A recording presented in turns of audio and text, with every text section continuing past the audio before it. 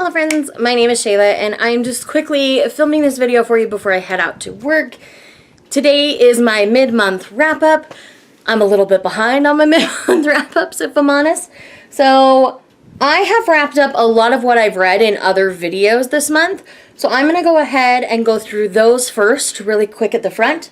And then we'll get into the other things that I've read, which shouldn't be too overwhelming for you guys. So I'm hoping this video won't be forever long like a lot of my wrap-ups recently. So let's just dive right in. The first thing we're going to talk about is the fact that I finished reading the Sailor Moon series. I have my Eternal editions here. I am returning the smaller volumes, the original run, well, the reprinted original run that I borrowed from people today. So those are downstairs ready to go. And my thoughts on Sailor Moon are all contained within a reaction vlog. Essentially, what happened is I didn't love Sailor Moon as much as a lot of other people. I feel like a lot of people's love is definitely fueled by nostalgia because a lot of the series did not hold up well over time. I didn't hate it. I'm still going to continue to collect these beautiful Eternal editions. I will plan on revisiting the series because there were parts of the series that I really, really liked. I also do plan on doing a more in-depth discussion video about Sailor Moon because as I watched back that vlog after it was all done and uploaded, I realized that I really didn't articulate what I loved about the series as I was reading it. So I want to go back and talk about those things with you guys because there was a lot of good within the Sailor Moon story. So expect that coming soon. Next, I tried out 4 of the new series starting this month from various publishers. We had 2 from 7 Seas, 1 from Viz, and 1 from Kodansha. That's all contained within one video. Again, I will leave that linked for you. So definitely go and check the video out to know if you would like these titles. And then I also did a holiday reading vlog and wrapped up everything I read at the end, which was this pile of goodies. So definitely go and check out that video if you want to know my further thoughts on these particular reads. Okay, so I'm going to dig into the books first and then the manga second, just because there's a lot more manga, so it's easier to start with the books at the front. So first up, yesterday I finished reading Home at Chestnut Creek by Laura Drake. The first book in the series I read in the other reading vlog. I didn't particularly love that one. It had a pregnancy trope that I didn't really care for, but this one, on the other hand, was amazeballs. I really loved this one. I ended up giving it 4 stars.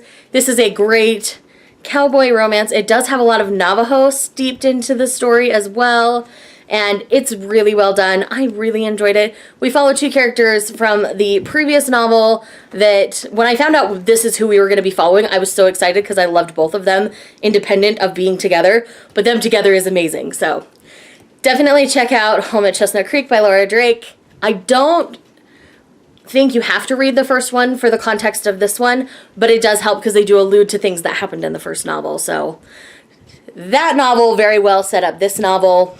So if you can deal with the pregnancy trope, go ahead and read the first one. If not, you're okay to skip it. Next, I finished A Crown of Swords by Robert Jordan, which is book 7 in the Wheel of Time series. Again, another 5-star read. I did enjoy Lord of Chaos a little bit more. This one was more the falling out of everything that happened in Lord of Chaos. So it's a very pivotal book. I really enjoyed it. But there are going to be some parts of the directions that we're headed in the future of this story that I'm not so sure I'm going to love. But I'm open to because I trust Robert Jordan. Now we have Last of Her Name by Jessica Corey. I buddy read this with Lindsay over at Lindsay Touch. She's linked down below, so definitely check her out. And this is also the Tell It Again book club pick for the month of July. We are doing the live show on the 28th at 3 p.m. Mountain Time. You still have time to read it, so please read it. Come and join us. Technically, there's purpley on the cover, so you can use it as a reading rush option if you need to. And it was fantastic. This is essentially an Anastasia retelling in space. I thought it was so well done. It addressed so many things right. This just hit the spot for me. It was what I needed at the right moment, and Lindsay and I both ended up really enjoying this one. So I hope with all my heart that you guys enjoy it as well, and I will give you all of my spoilery thoughts in the live show when it happens. So that will be on this channel, so you don't have to go anywhere else, but make sure you're subscribed to April because she's amazing. And Lindsay for that matter. And the last book that I haven't wrapped up yet is There's Something About Sweetie by Sandhya Menon. Now, I've not read any other Sandhya Menons, so I'm going into this as my first Sandhya Menon. And I thought this was super cute and so well done. I ended up giving this one 4 stars. There is some plus size rep that some people could find problematic, mainly with Sweetie's relationship with her mother. I do think that a lot of people will relate to that very deeply, and that this book will be very important to them. I thought the romance factor in this was adorable, and they each brought their own struggles and problems to the relationship, so it felt very realistic. And Sweetie knows about her size, and she addresses things up front. She is sassy as all get out, and I love her to pieces. So I do think this book is great. I'm so glad I chose it as one of my Book of the Month picks. So definitely check out There's Something About Sweetie, in my opinion. I ended up giving it 4 stars.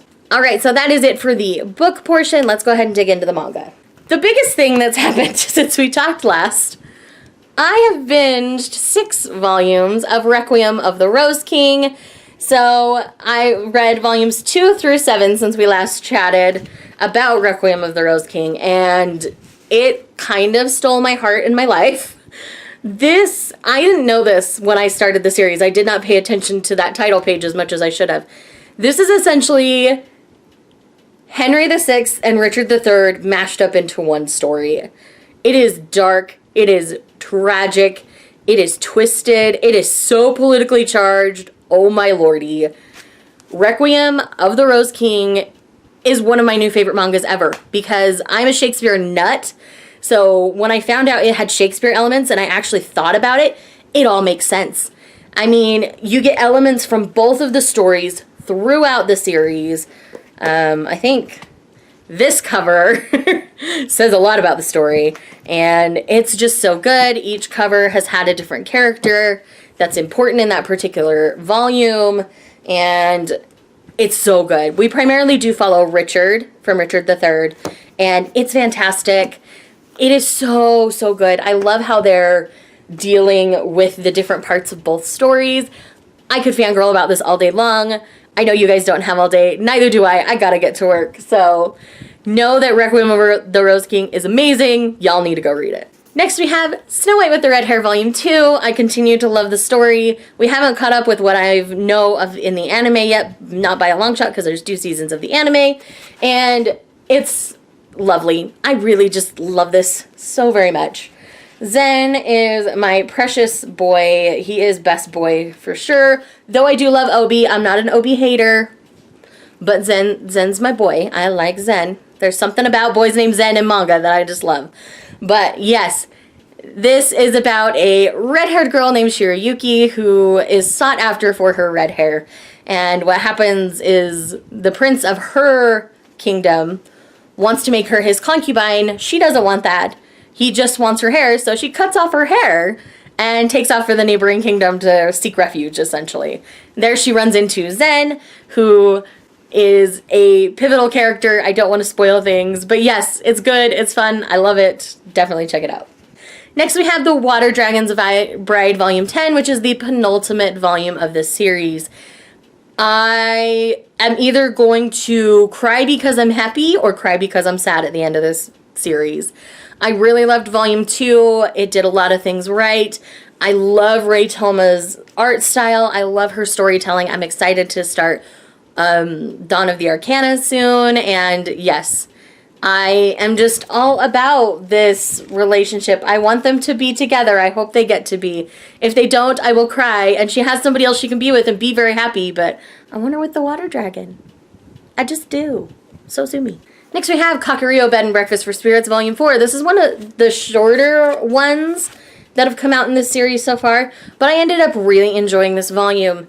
This character, him, plays a very important part in the story in this particular volume, and it's just well done. They're very episodic in a way, like each little mini story arc is very episodic. I know there's an anime for this, so I am interested in checking out the anime. Now that I'm 4 volumes in, I might give it a try. And I think it's going to be a great time. I really like Aoi and her story of trying to survive in the demon world to pay off her grandfather's debt. Next we have The Secret Sakura Shares by Akira Hagio. I'm not 100% sure how you'd say that. But the sweet Laura over at the Manga Hoarder sent this to me in a goodie. exchange, and it was fantastic. And I ended up really enjoying this. This is not going to be everybody's cup of tea because it's another grandfather's debt kind of story. So the girl, her grandfather, has amassed a huge amount of debt. Her classmate is calling it in. And so she says, okay, it doesn't matter what happens to me, just take care of my dog. And he's like, well, I was hoping for a pedigreed cat instead, and takes her in, and they have a master pet style relationship. So again, this isn't going to appeal to everybody because of that element of the story. I ended up really liking it. I'm weird, I know, it's okay, I embraced it a long time ago. But I am so grateful that Laura sent this to me. This is all, the whole story is contained within this omnibus, and it was great. I thought it was so fun. She got jealous of the dog's relationship with the boy. The boy got jealous when other people from her past came in to try to save her from this relationship. It's fantastic. I love it. It's so good. Not gonna be for everybody though, and I'm not gonna sugarcoat that. Not most people probably aren't gonna like this. That's probably why I hadn't ever seen it like in a store or anything like that. But thank you, Laura, for knowing me so well and sending it to me anyway. And then last but not least for this wrap-up, we have Tokyo Tarareba Girls Volume 7, which I really need Volume 8. I've never been more tempted to double dip on a digital and print at the same time because the end of Volume 7 shook me to my core. I need Volume 8. Thankfully, it's coming out next month, so I don't have to wait too terribly long. But Tokyo Tarareba Girls is amazing. It's about 3 early 30s, mid 30s women who are trying to figure out love in their life and what that means to them and what they need from it. It's so good, guys. Like, at the end of this volume, I'm in tears and so much is going on and stuff that I suspected from the beginning is like happening, and it's yes, go read it. It's so good. Yes, I can't tout its praises enough. It's definitely on my favorites of the year list. It's the first thing, Volume 1 was the first thing I read in 2019, and man, I'm so grateful and so glad. We've only got 2 volumes left to come out, and yes, definitely read Tokyo Tarareba Girls. So friends, that is it for what I have read so far in the month of July. I've had a lot of extra time to read. I had a ton of time off. I had projects I was working on, and work through July is always weird. It's either really busy one day or dead the next. And so I just had a lot of time to read because I've had more dead days than I normally do because everybody's traveling because it's summer.